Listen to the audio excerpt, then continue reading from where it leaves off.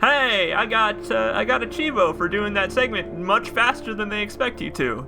At least I think that's what that one's for. Well, you certainly used enough flashbangs. It was quite good. I did, yes. I guess you New Yorkers are used to rough situations like this. Right. Yes, this is exactly like, And Alex Casey shoots the place up every weekend. Look, Yeah, I never okay. even carried Alan a Wake gun beat me until to a it. couple of days I ago. gotta say, I'm glad that he responded that way, and he wasn't just like, haha, yeah, haha, funny joke. Like, I'm glad that he rebuked that. Kinda like your books, Wake. I used to tease Dad that he was just like Alex Casey. You've read me. Oh, sure. Like an open You're book. a pretty good writer. A little heavy on the metaphors, maybe. Similes, Nobody's actually. ever said that before. Because I write similes. The power plant. See the lit building over there? And that's the dam further up the river. Hey, no swearing. Hey, I can't land Please, here. it's the I'll darn. take her down the road across the river. Just get me there, Sheriff. We gotta go to the gosh dang it. yeah, that's right. We gotta go to the dang it. Thank you, Death Road to Canada. Oh, come on, guys. Birds. Just I drop guess me. Barbara Jagger, right? I guess she knew that the wind wouldn't do it. So it's like, I don't know, I've got an infinite supply of darkness birds. Why not just jam up the fan a little bit? Yeah.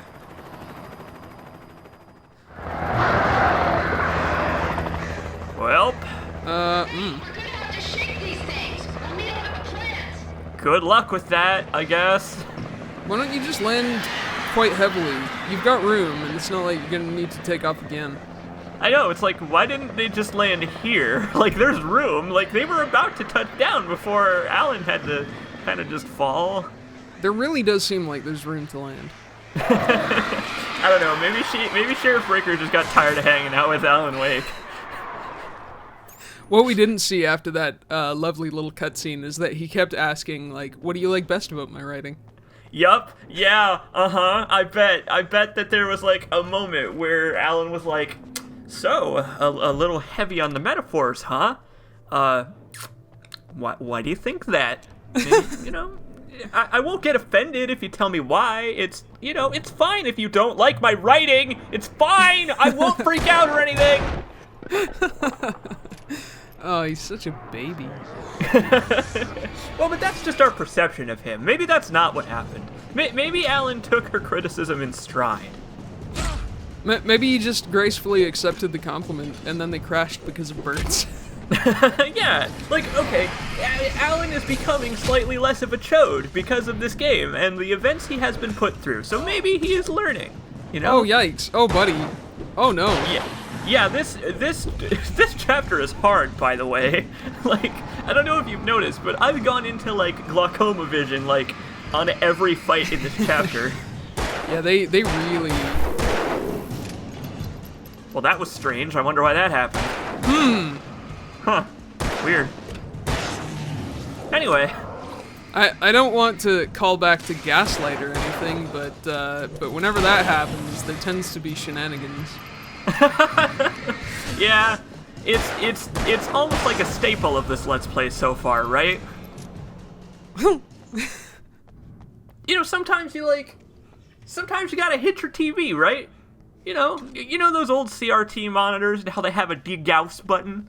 Oh, yeah, definitely. Well, it's like that, except percussive maintenance, Yeah. you know? You Same don't- basic idea. You don't want to let your Gauss build up. That's just... That's gross. Exactly. Make sure to degauss your pets, That's right. I just usually... like Bob Barker says. I usually need to get a screwdriver up there and just jiggle it around to knock some of the Gauss loose. Degauss the Klaus. That's my plan. Little cutie. Oh. Maybe we should have your guinea pig on for a live demonstration of degaussing your pets. I don't know. And here's a new song from a band that they always remind me of our local rock legends, the Old Gods. I couldn't tell you why. I guess it's just, one of those Yeah, things. weird. Anyway, here's Poets of the I just Fall wanna with their say, Single War. I really appreciate that they put in like this in-joke kind of thing here. We're just gonna stop and chill out for a bit and listen to this cool song. But before we do that, I just want to say, you guys are great. I love you all. What are you apologizing for? Why are you buttering us up? What do you mean?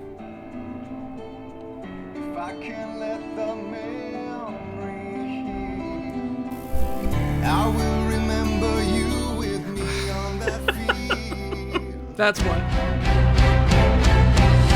When I thought that I fought this war alone, you were there by my side on the front line. When I thought that I fought without a cause, you gave me a reason to try.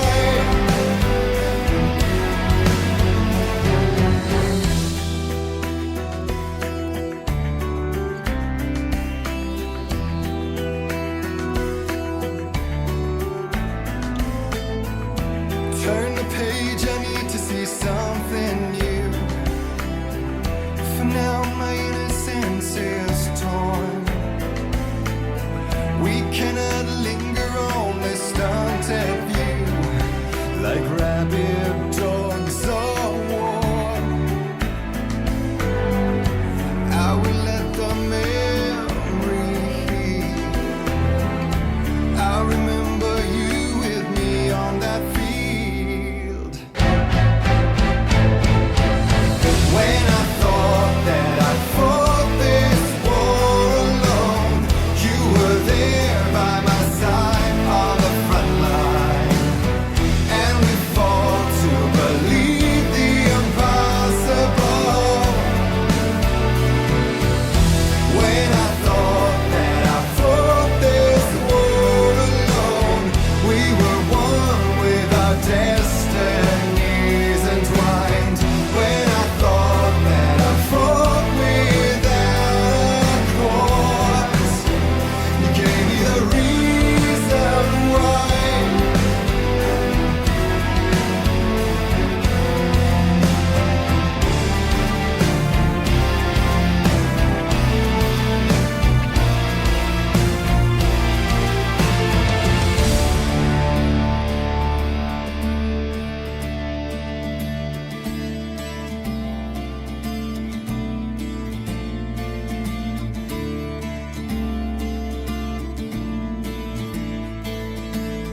With no one wearing their real face, it's a whiteout of emotion, and I've only got my brittle bones to break the fall. When the love in letters fade, it's like moving in slow motion, and we're already too late if we arrive at all. And then we're caught up in the arms race, an involuntary addiction, and we're shedding every value our mothers thought. So will you please show me your real face, draw the line in the horizon, 'cause I only need your name to call the reasons why I fought.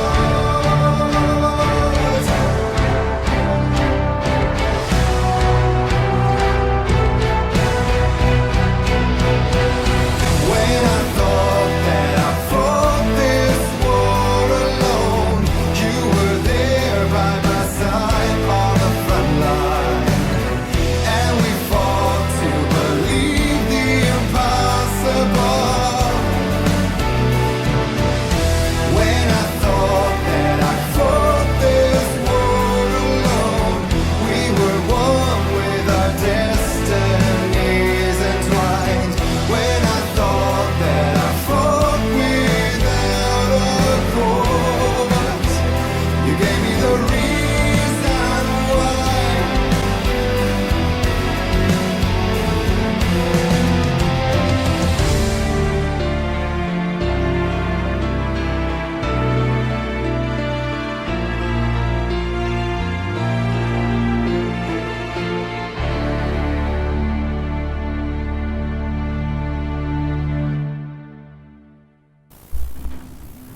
Well, So I'll be taking over the LP because C. Jacobs just disappeared up his own ass. I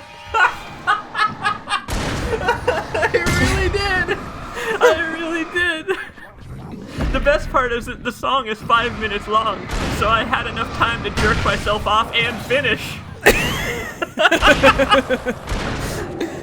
Oh shit. Man, life is good. It's important to look back. Oh, absolutely. You gotta have some self-reflection, even if you are like narcissist looking in a mirror like you're so beautiful. Absolutely. It's like you've fallen into a pond, Exactly. trying to reach out to your own reflection, but the pond was actually your butt. Exactly. Right, kind of like that, yeah. Just like in the middle. I do like having hands up my own ass. Of course. I'm just glad that you were able to bring your microphone with you.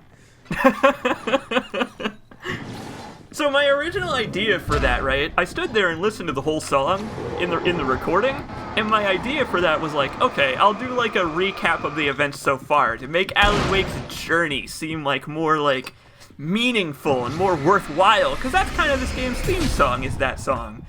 There's like they made an actual Alan Wake music video with like live action footage from Handsome Man Ilkavilli. But what I realized in attempting to make that is this game doesn't really have 5 minutes of emotionally driven cutscenes in it so far. It will by the end, I'm sure, but it can't really support itself in that way. Yeah, the plot hasn't really gotten going. So I decided to just have some fun with it instead. Of course. You've got Alan Wake thinking back on other C. Jacobs Let's Plays and such a meta thing as like the time when Alan Wake and Max Payne got together to play Quantum Break. Man, that's good. You should look that up if you haven't seen it. That was pretty amusing, and it's just because, as I've said before, I have the Sam Lake poo face. I have resting poo face. Man, Sam Lake has really angular cheeks. It's very strange how Sam Lake doesn't just resemble Max Payne 1 Max because he is his face model. It also is like he just kind of looks like his game model with the angular polygons. I had to find a way across. Well, great. Time to enter Michael Bay's home for abandoned movie franchises.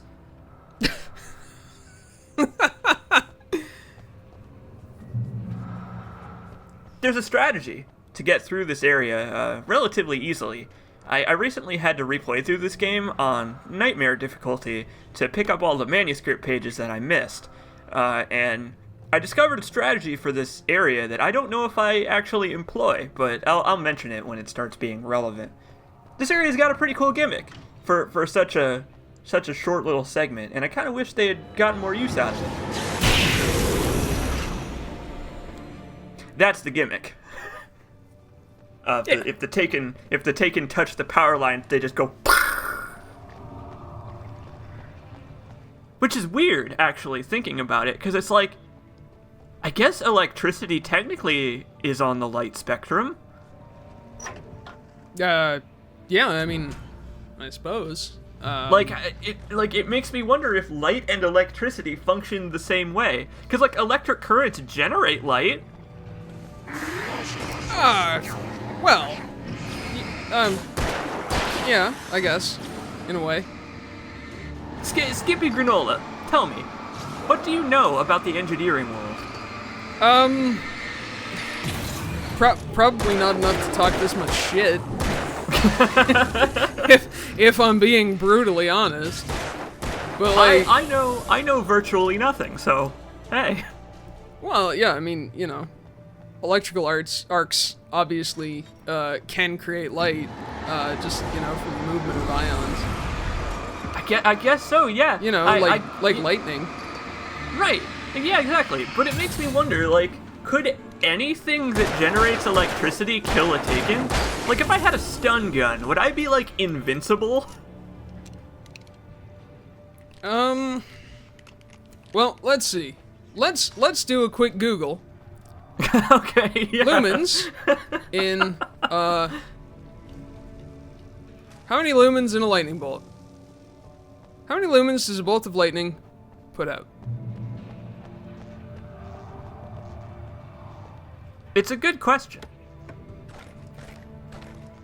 While Skippy's looking that up, the strategy that I mentioned for getting through this segment is to not even bother with the flashlight, because you can just shoot the Taken and they'll get knocked backwards into the Transformers and blow up. So you don't knows. even really... Wait, nobody knows? Nobody knows. Yeah, well, I guess it would be kind of hard to, like, get empirical data on that. Yeah, because you can't really...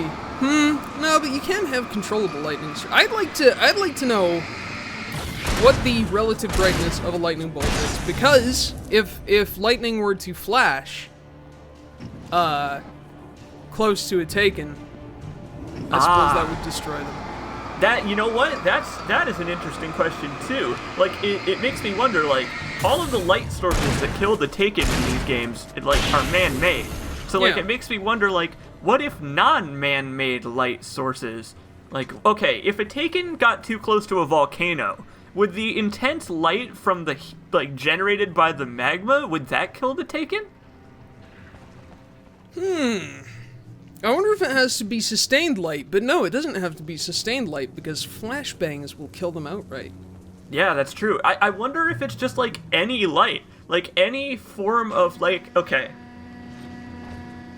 It makes me wonder if somewhere in Departure, Alan Wake has defined the rules.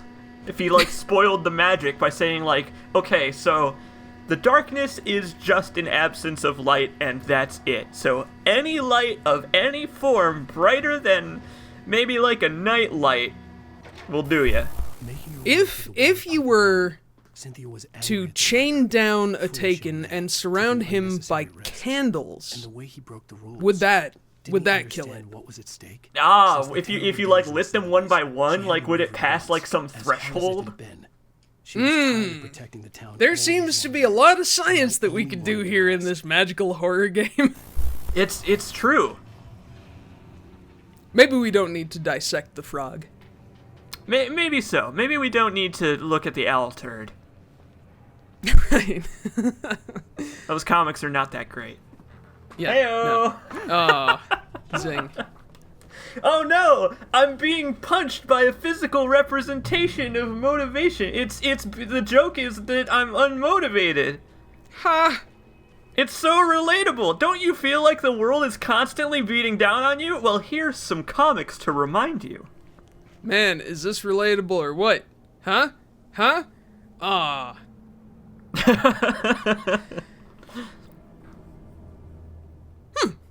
Wow. Well, hey, congratulations, William T.G. Randall. Thank you for your sacrifice.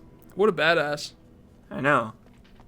He lived a very fulfilled life, that William T.G. Randall, I would say. And I suppose he was rewarded with a bridge, so. Congrats, I guess. But it's a He was- rotating bridge, that's I couldn't cool. get across until I found a What's way the to turn point? bridge. Okay. What is the point of a bridge that rotates sideways? Why not just have a drawbridge? It's probably easier to engineer, I guess. Oh, you know what? Yeah, maybe. Because you could just put the bridge on a rotating platform and then let it do its own thing. As opposed to a drawbridge where you have to, like, have mechanisms to raise the bridge. Yeah, you know, you need like tension wires and motors and stuff, and Yeah. So I guess in small town America, you know, I guess they wouldn't have the government funding to be able to make like a super high cost bridge like that. I suppose the answer is this is just easier to animate. Yeah. But also, they made a pretty cool set piece out of it, so, like, they definitely made do, I would say, with their cool-ass rotating bridge. Does it have a power transmission tower on it? Or is that just... Oh, it must just be a support structure. Hey! Hey, come on! Who's messing with the controls? Get out of there, you kids. I think the bridge has it in for Alan, is the thing. I think the bridge is gonna become a darkness monster, and then it's gonna get up and be like, I'm Bridgetron, I'm gonna kill you, Alan Wake. That would be a pretty cool boss, yeah. I'm gonna kill you, Alan. Well, when you said a Michael Bay movie, Okay, yeah. That's the connection. You brought it on home right there. one might have hoped. Yeah. that it was a tread into Instead, we're just being attacked by birds. Of course, because any time that you're in the middle of nowhere on a precarious platform, it's birds. Yup. That's what I should title all remaining episodes of Alan Wake. Alan Wake, Episode 6, Part 35. It's birds. It's birds, man. No, it's birds, not Birdman. He's different continuity. Oh, that's right. That was an incredibly artful movie.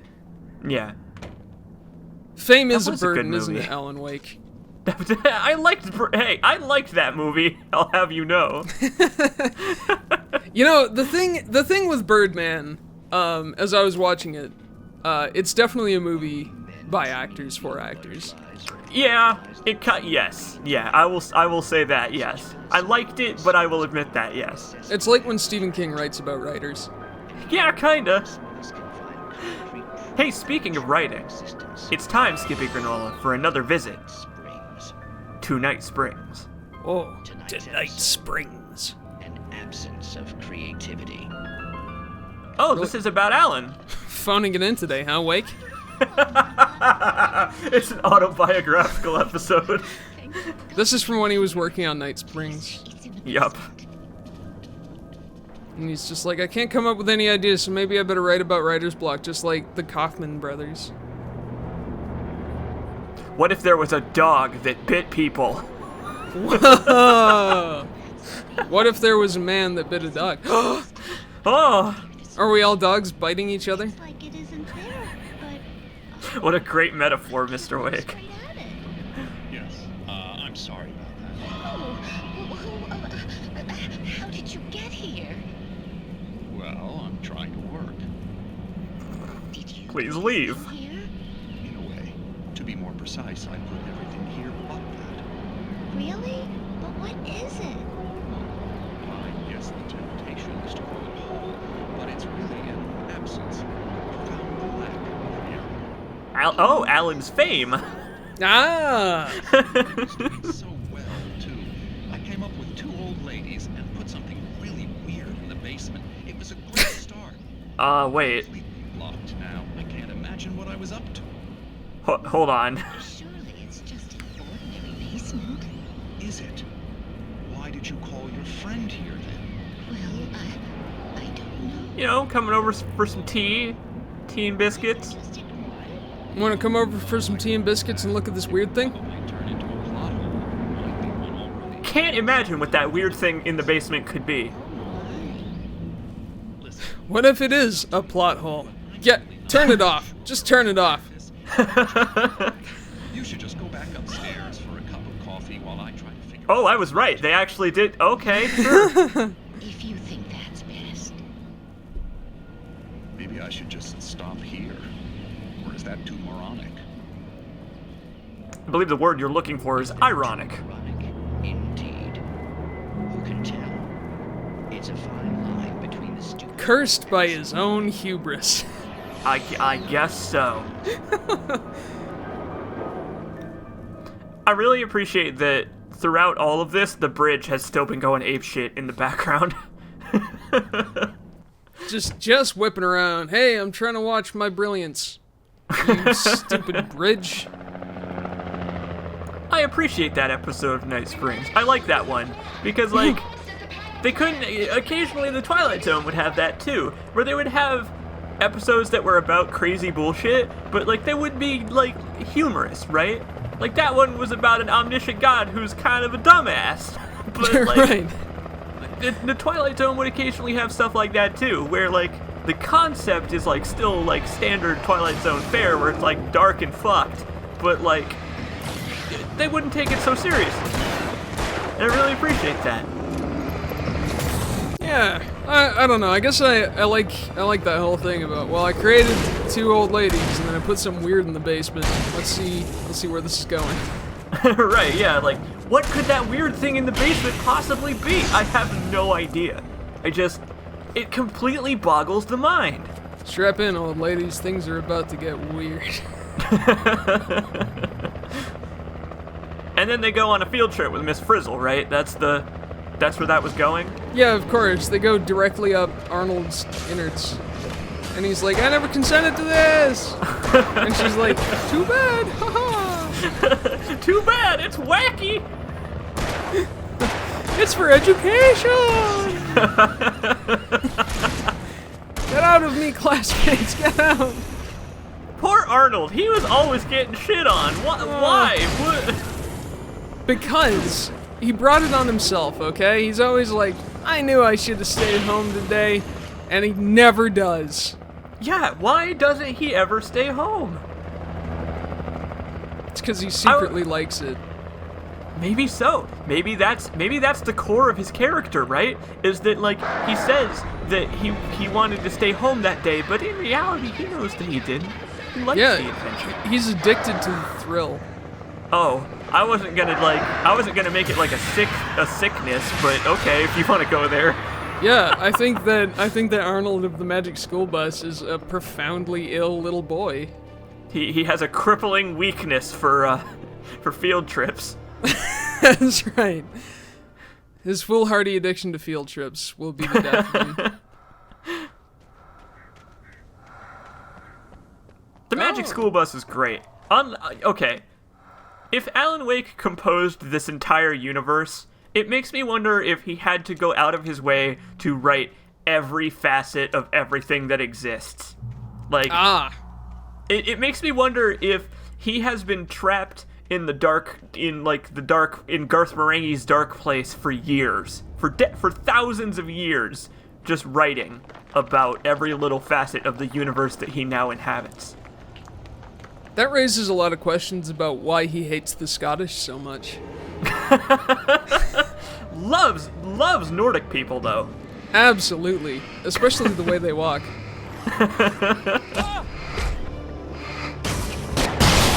Yeah! Not bad. Not bad. I killed 4 human beings with that flare. I'll Well, have you know. Technically, you just destroyed their shadow-infused husk, but I'll allow it. You'll concede. Yeah, I'll concede. Honestly, there's no point splitting hairs when we could be splitting skulls. Oh shit, like that dog from the first episode. Oh, little sweetie! Oh. Trust no one in the dark. Trust no one, especially not that Barry guy. That's why I never go for sleepovers. Because I just know you pricks will draw in my face. God, Alan Wake with a dick on his cheek. That man with just a little tiny Sharpie penis drawn on his face. Man. Right there. I love that image. Cynthia, I'm a friend. Prove it. See, I didn't dissolve. You knew Zane, Thomas Zane. That's You're the true, lady right? of Like, light all he would in the need is song. not You can dissolving. help me.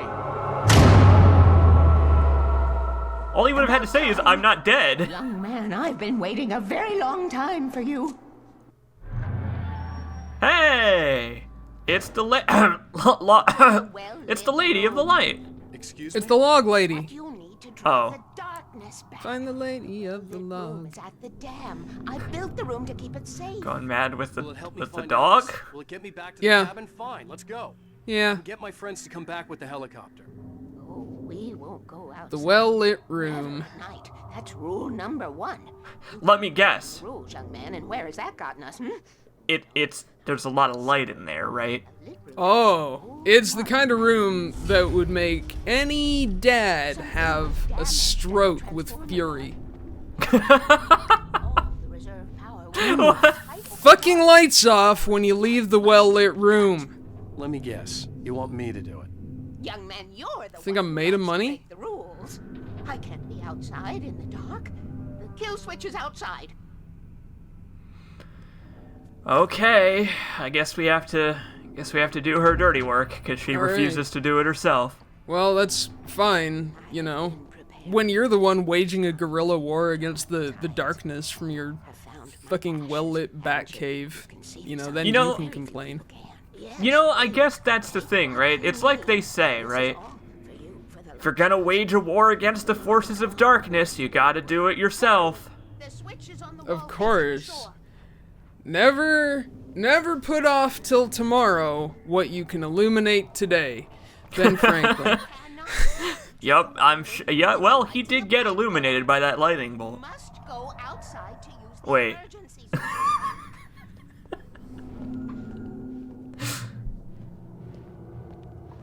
I gotta say that I really appreciate that Cynthia Weaver, like, she was like, back in the 70s, she was a smart cookie. She was like, okay, forces of darkness, easiest way to fight against them, light and power, let's just go to the dam.